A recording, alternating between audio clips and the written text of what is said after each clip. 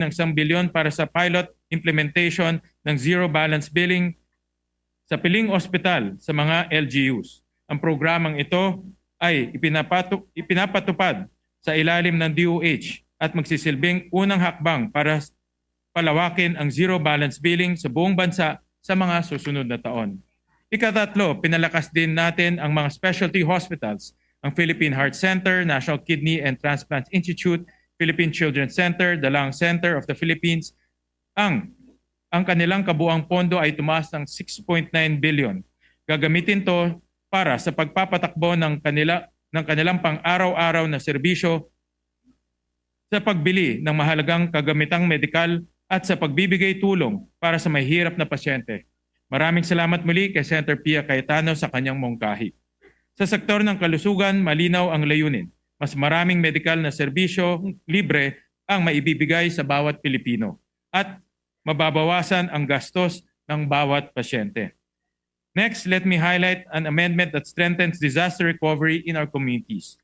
The National Disaster Risk Reduction Management Fund will receive a net increase of 14.82 billion pesos. This is for the express purpose of supporting the recovery of disaster-stricken areas. Some of the support areas are shelter and resettlement, education and health services, rehabilitation of agriculture, and social protection. The amendments to education, health, and emergency response are anchored on one fundamental virtue. The government's greatest obligation is to the welfare of its people. These priorities show that we put our people first. I now move to Public Works Infrastructure. The 2026 budget for the Department of Public Works and Highways stands at 570.48 billion pesos. This is 53.99 billion pesos lower than the House GAB.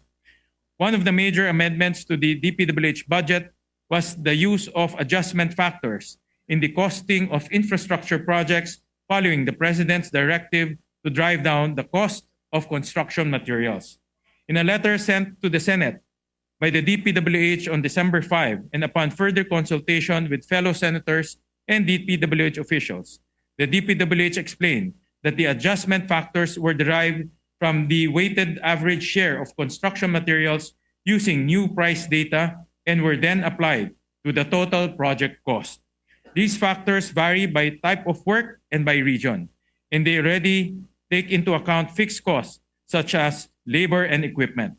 This methodology was applied to all infrastructure projects in the GAB with defined work types. This resulted in a net reduction of 54.2 billion pesos. As an added safeguard against ghost projects, all infrastructure projects must now have station numbers and specific coordinates. Mr. President, these are some of the highlights of the Senate version of the 2026 national budget. Ito ang isang budget na pinag-ingatan, pinagpuyatan at pinaglabanan nating lahat. Before I end, I would once more like to thank every senator who interpolated, Senate President Pro Tempore Senator Ping Lacson, Finance Committee Vice Chairperson Senator Pia Cayetano, Senator J.V. Arcito, Senator Lauren Legarda, Senator Kiko Pangilinan, Senator Erwin Tulfo, Senator Bongo, and Senator Amy Marcos, as well as Senator Rizzo Hontiveros, Senator Bam Aquino, Senator Rafi Tulfo, Senator Alan Peter Cayetano, Senator Chis Escudero, Senator Jingoy Estrada, Senator Rodante Marcoleta, Senator Robin Hood Padilla, and Senator Joel Villanueva. Let me once again say that it is a pleasure to serve this Senate with all of you. And to our Senate President, Senator Vicente Soto III, and our Majority Leader, Senator Juan Miguel Zubiri, thank you again for your wisdom and guidance throughout the budget process. We would not reach this point without you. Ginoong Pangulo, nagsimula tayong maghanda para sa budget ng susunod na taon sa gitna ng matinding pagsusuri ng mga proyekto sa flood control. Lahat tayo ay tumindig upang tiyakin na hindi maulit ang mga naging pagkakamali. Maging simula pa ito, hindi lang ng pagbabago, kundi ng pagbabalik ng tiwala ng bawat Pilipino sa batas, sa pamahalaan, at sa mga namumuno sa gobyerno. Thank you, Mr. President. Maraming salamat po. Thank you, Senator Sherwin Gatchalian, the chairman of the Committee on Finance, and congratulations. Majority Yes. Leader. Thank you very much, Mr. President. Congratulations once again to Senator Sherwin Gatchalian for a job well done with the budget. Mr. President, I move that we consider this time Senate Bill number 1425. This is the Piña Conservation and Innovation Bill of our distinguished colleague, Senator Lauren Legarda, who's not wearing piña, unfortunately. She's wearing abaca. I so move, Mr. President. Any objection? Hearing none. Consideration of Senate Bill 1425 on third reading is in order. The Senate Secretary is directed to read the title of the bill and proceed with the roll call vote. An act creating the Aklan Piña Conservation and Innovation Center in the municipality of Calibo, Aklan, defining its purposes and providing for its organization, management, programs, and funding.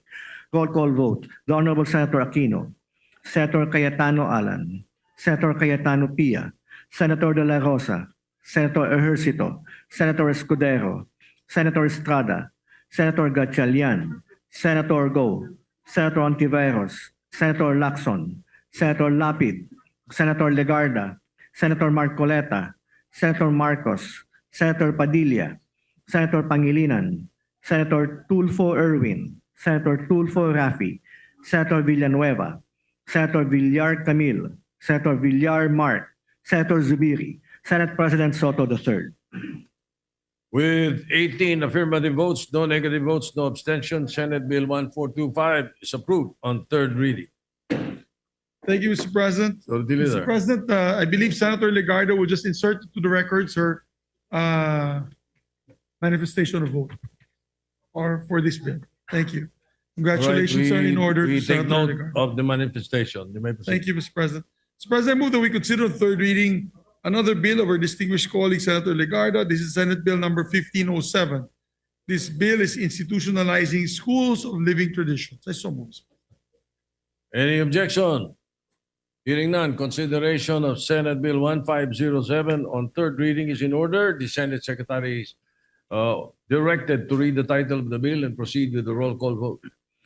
An act institutionalizing the Schools of Living Traditions, SLT, amending Republic Act number 10066 or the National Cultural Heritage Act of 2009 as amended and appropriating funds therefore. Roll call vote. The Honorable Senator Aquino, Senator Cayetano Alan, Senator Cayetano Pia, Senator De La Rosa, Senator Ejercito, Senator Estrada, Senator Gatchalian, Senator Go, Senator Ontiveros, Senator Lacson, Senator Lapid, Senator Legarda, Senator Marcoleta, Senator Marcos, Senator Padilla, Senator Pangilinan, Senator Tulfo Erwin, Senator Tulfo Rafi, Senator Villanueva, Senator Villar Camille, Senator Villar Mark, Senator Zubiri, Senate President Soto III.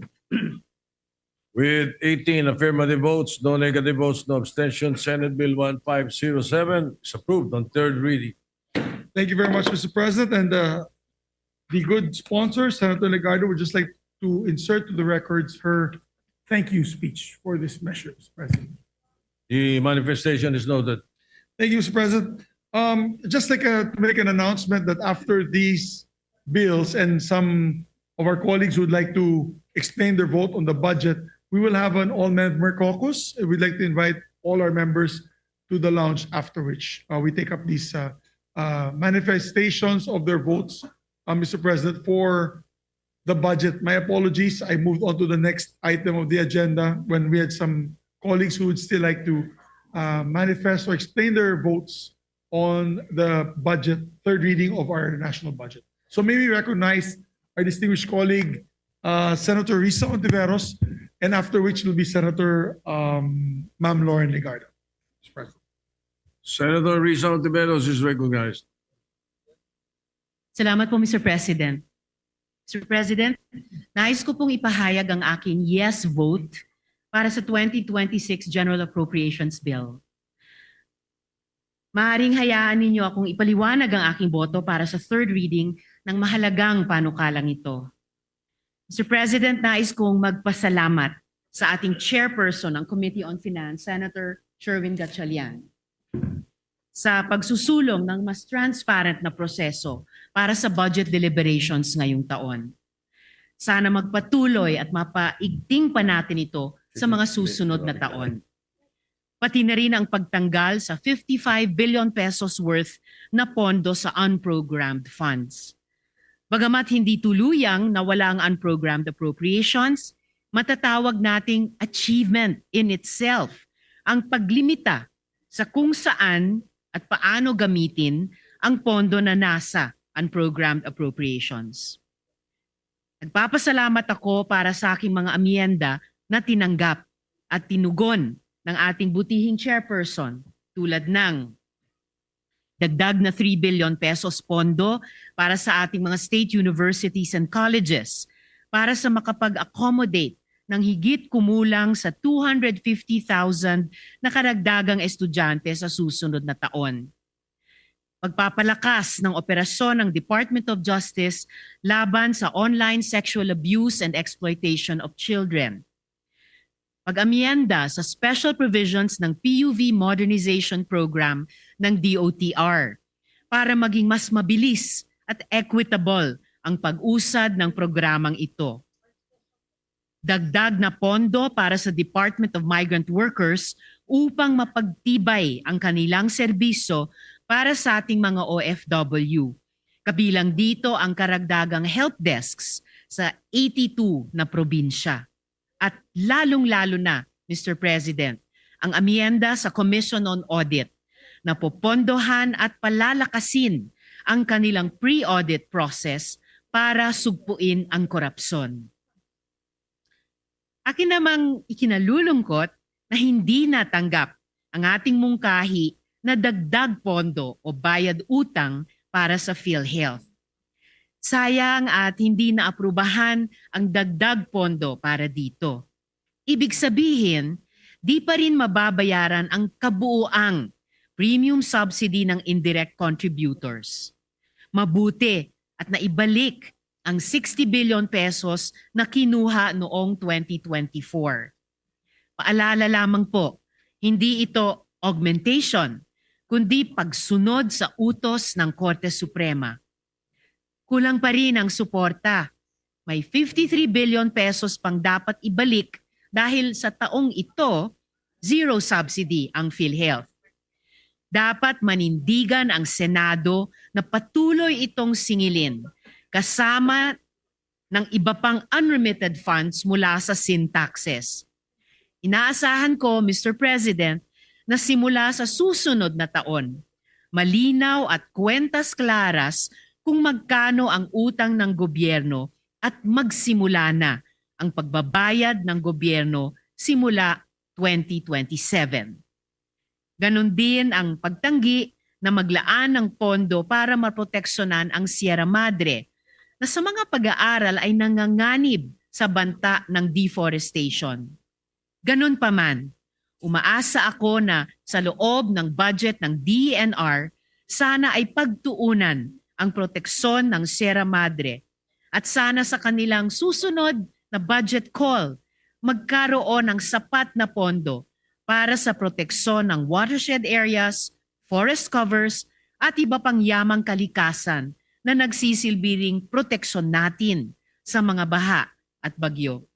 Muli po, maraming salamat sa ating Finance Committee Chairperson. Maraming salamat po, Mr. President. A special thanks also from the leadership to the Deputy Majority Leader because I understand in history, this is the only second time that she has voted yes for the budget after 10 years in the Senate. So, and then she voted no in the BICAM report. So I expect her to vote yes this time in the BICAM report because we were going to make sure that the BICAM will be live streaming and no small BICAM. Yes, thank you. So who is Thank next, Majority Leader? Yes, before we recognize Senator Laura Legarda, we'd also like to make special mention of our other Deputy Majority Leader, Senator J.V. Ercito. As a matter of fact, I think he worked so hard last week during the budget hearing. Nagpuyat din siya po. Nagkasakit siya. So he's just on medical leave, Mr. President. But Yes. we'd like to reach out to him to say that we are very appreciative of all the work that he did. Also doing overtime work during the budget. Well, I hope deliberation. that he will be fine enough to attend the BICAM. Yes, sir. All right. So, So, thank you, Mr. President. Mr. President, we recognize a distinguished colleague from the great province of Antique, no other than Senator Lauren Legarde. yes, our lady agriculturist is recognized, Senator Lauren Legarda. Thank you, Mr. President. Allow me to commend and thank our chair, Senator Sherwin Gatchalian, for accepting some of our general and special provisions and committee amendments as well. Allow me, though, to make a manifestation explaining my vote on third reading. And this is concerning the health budget and the PhilHealth budget based on the Supreme Court decision. As we all know, Mr. President, the Supreme Court has spoken with clarity on the matter of the 60 billion withdrawn from PhilHealth pursuant to Special Provision 1D, Chapter 43 of the 2024 General Appropriations Act and Department of Finance Circular 003-2024. The court declared the provision unconstitutional and directed, and I would like to quote, as a consequence of the unconstitutional transfer of the subject PhilHealth Fund to the National Treasury pursuant to Special Provision 1D of the 2024 GAA and DOF Circular, the remitted funds amounting to 60 billion pesos to PhilHealth must be returned to the coffers of PhilHealth. Unquote. Even prior to this ruling, the President himself committed to restore the 60 billion taken from PhilHealth's reserve fund. The House of Representatives responded by identifying 255 billion pesos in reductions from the Department of Public Works and Highways budget, from which 60 billion was added to PhilHealth in the General Appropriations Bill. However, it must be noted that this amount was not returned to the reserve fund from which it was drawn, but instead earmarked for benefit package improvements. This realignment was concurred upon by the Senate in the bill that we are now approving. This is also occurring alongside another long-standing issue. The national government has not fully remitted the syntax allocations due to PhilHealth from year 2023 to the 2026 budget cycle, an accumulated amount of 129.96 billion pesos. Similarly, unremitted statutory shares from PAGCOR and PCSO, estimated at 106.95 billion, have also failed to enter PhilHealth's accounts. These practices, though indirect, operate in effect as fund diversions similar to what transpired in 2024. Given this pattern, I will file a bill to ensure that syntax earmarks and the statutory shares from PAGCOR and PCSO are automatically appropriated and released to PhilHealth, strengthening the integrity of its funding streams. And I trust that both this chamber and the House of Representatives will see the merit of this proposed reform. Finally, Mr. President, the bicameral conference will inevitably confront the question of whether the 60 billion pesos inserted in the GAB, crafted before the Supreme Court promulgated its ruling, satisfies the court's directive to return the full amount to PhilHealth. To ensure full compliance with the Supreme Court ruling, I urge the bicameral committee to include a special provision amending the 60 billion pesos currently allocated for benefit package improvements to be restored in PhilHealth's reserve fund, untagged from specific benefit items, treated as a return of reserves rather than a program expansion, and placed under the authority of the PhilHealth Board pursuant to the Universal Healthcare Act, with this intent clearly stated in the bicameral report. This amendment is necessary to uphold both the letter and spirit of the Supreme Court ruling. It avoids forcing further budget cuts on any other agency, protects the integrity of the national budget process, and ensures that PhilHealth can manage its funds and deploy its reserves sustainably based on actuarial principles. These measures restore the members' confidence that their contributions are preserved for their intended purpose, prevents the recurrence of fund diversions that undermine the Universal Healthcare Act, and reinforces Congress's commitment to be transparent, lawful, and fiscally responsible health financing. Thank you, Mr. President.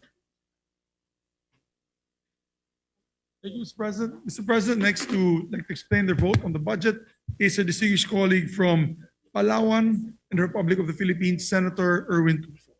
Senator Erwin Tulfo is recognized. Thank you, Mr. President. I voted yes to the fiscal year 2026 General Appropriations Act in its third reading, but we must first acknowledge the order of the Supreme Court in the case of Aquilino Pimentel III et al.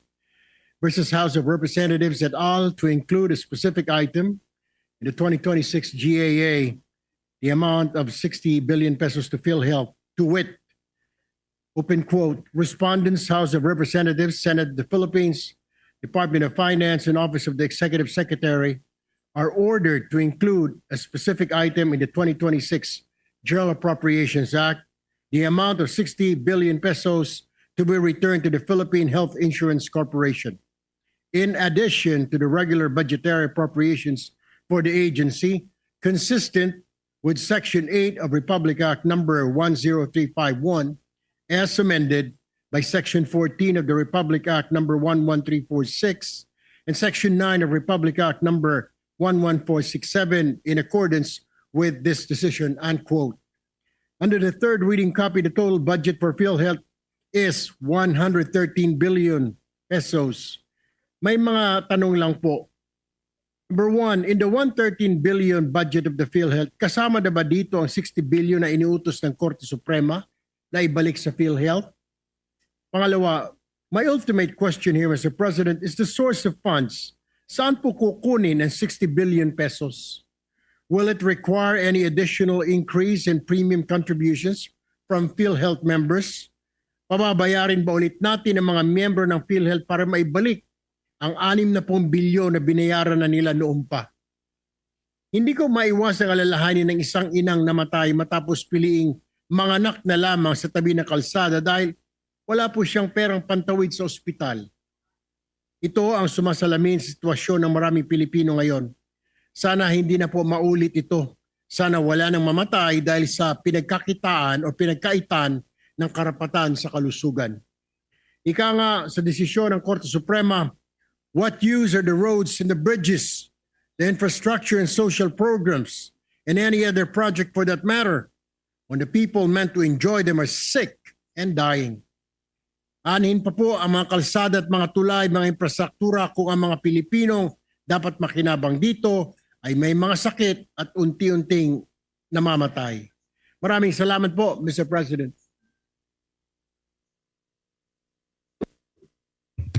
Majority Leader. Mr. President, our dear colleague, Senator Joel Villanueva would just like to insert to the records his explanation of vote for the record, Mr. President. Note the manifestation. Now we'd like to recognize our distinguished colleague from Taguig and Pateros, Senator Pia Cayetano. Senator Pia Cayetano is recognized. Thank you, Mr. President. I would like to start with thanking our chairperson, Senator Sherwin Gatchalian, for all his hard work and effort. And I think all the patience he has shown with all 24 senators fighting for the different agencies that they believe deserve more funding. I know it isn't an easy job, and we commend our chairman for the good work that he has done. Nevertheless, he knows that I am not happy with the failure to provide the earmarked funds that should have been delivered to PhilHealth. From the onset, the chairperson had committed and has remained steadfast in ensuring that the 60 billion that is often mentioned is returned to PhilHealth, and that has been secured. But we have been pointing out, Mr. President, that even for each year that PhilHealth has earmarked funds, there has always been a shortage, Mr. President. And for this year, there is still a shortage of 16 billion. 16.52 billion is the shortage from the earmark collection. Let me be clear. This is not a matter of a unfunded law. This is earmark. So saan napunta yon? merong kalokohan dito. Merong violation of fiduciary duties, Mr. President, if the funding that by law has been earmarked for syntax and shall be given to PhilHealth, it is not delivered to PhilHealth. I do not want this body to be complicit in allowing this to happen. Let's be clear, hindi tayo ang may kagagawan niyan. BIR certified that 69 billion is available. 53 billion lang, I'm talking about 2025, no? For 2025, 53 billion lang ang nasa NEP. And so when we fail to give the entire amount of 69 billion earmarked, then we are allowing the 16 billion to be parked somewhere else, to be used somewhere else, to be drowned and forgotten somewhere else. That is not allowed, Mr. President. At least maipaliwanag sa atin kung saan nilagay yon. Kasi kahit saan pa man nilagay, bawal. Because there is a law that dictates that it goes to PhilHealth. And this goes on every single year. And that is why I must support this measure with reservation. I hope all of our colleagues do so, because otherwise we are complicit in allowing the very law that we passed not just to be set aside, but to be violated. This is a violation of law, Mr. President. And I go on. PCSO and PAGCOR. Since 2019 to 2025, PhilHealth share is 106.95 billion. Zero ang narimit. Imposible, Mr. President, because PAGCOR and PCSO certify that they have remitted the amounts to Treasury. It totals 106.95 billion. In 2023, 21.17 billion appeared in the GAA. This was never released. The same amount was also present in the GAA for 2024. This was also not released. Upon inquiry, the explanation of DBM, the explanation of DBM is the law that earmarks this PAGCOR and PCSO amounts states that this is subject to the usual budgeting, accounting, auditing principles, etc. More or less, that's the phrase. So clearly, nung 2023, pumasa naman sa kanilang accounting, auditing, budgeting principles. Pumasa naman dahil nilagay sa GAA. Hindi naman mapupunta sa GAA yan kung hindi dumaan nga dun sa process nila. Hindi pa rin na-release. In 2024, ganun din. Nilagay sa GAA, hindi rin na-release. So there is a concerted effort, Mr. President, to disregard this law that we passed. There's a concerted effort to pretend that we truly care about the health of the Filipino people, and yet earmark fundings do not go to PhilHealth. So, Mr. President, I hope that my statements do not fall on deaf ears. There is still a chance. There is still the BICAN. Maliwanag naman sa usapan sa majority that ilalaban naman ang mga paniniwala natin. And I am reminding everyone that this is a law that we have passed. This amount has no right to be sitting in another agency. We Filipinos have the right to know where this goes, because even if we know where these amounts are, they're supposed to be in the hands of PhilHealth, Mr. President. Mark my word, abangan po natin ang fulfillment ng zero balance billing. I believe that from the President down to the PhilHealth officials, gusto nilang mangyari to. Mangyayari ba to kung walang sapat na budget? Panoorin po natin, abangan natin. Kasi marami tayong kababayan na pupunta ho sa mga ospital at malalaman natin kung talagang nakakatanggap sila ng zero balance billing. Having said that, ang sinabi ng PhilHealth, dun lang sa DOH hospitals. Paano naman yung hindi nakakarating sa DOH hospital? Di nakatulong sana tong earmark na PhilHealth funding for the LGU hospitals. So sana mga mayor, paglaban nyo na ilabas to. Dahil alam ko yung mga constituents no, hinahanap sa inyo ang zero balance billing sa mga LGU hospitals nyo. Paglaban po natin na makarating din naman sana sa mga kababayan natin na ang malapit na ospital sa kanila yung LGU hospital. Kung dun sa lugar nila, wala man lang DOH hospital at may private hospital, dapat makagamit din sila ng PhilHealth zero balance billing. Dapat. Kasi may pondo naman na hindi nire-release. So that is my I have many other comments, Mr. President, but this is the most important one for me. The rest I will submit in writing and just ask that it form part of the record. Thank you very much, Mr. President. Mr. President, we recognize our distinguished colleague from the province of Tarlac and Pampanga, the provinces of Tarlac and Pampanga, no other than Senator Rodante Marcoleta.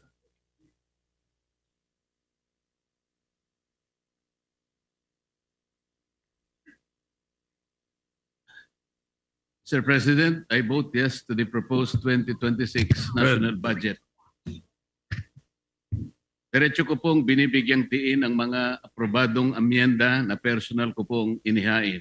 Una, nadagdagan ng pondo ng High Value Crops Development Program para sa production support services at pagkuha ng mahalagang kagamitan.